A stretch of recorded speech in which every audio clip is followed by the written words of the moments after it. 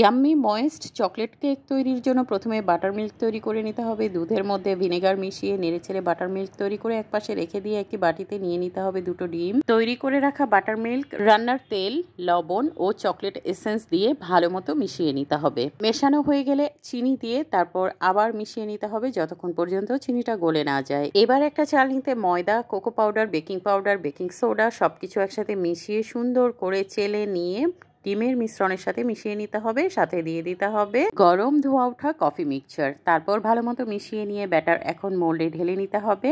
Mould 2 থেকে 3 বার tap tap করে তারপর চুলায় একটি হাঁড়ি আগে থেকে প্রিহিট করে নিয়ে হাঁড়িতে বসিয়ে দিতে হবে। চুলার আঁচ লোতে রেখে 50 মিনিট থেকে 1 ঘন্টার জন্য বেক করে নিতে হবে। সুন্দরভাবে বেক হয়ে গেছে। এখন কেকটাকে পুরোপুরি ঠান্ডা করার পর মোল্ড থেকে বের করে নিতে হবে। স্লাইস করে কিংবা চকলেট ফ্রস্টিং ব্যবহার করে পরিবেশন করতে পারেন। এই কেক খেতে অনেক বেশি মজা, একবার ট্রাই করে দেখবেন।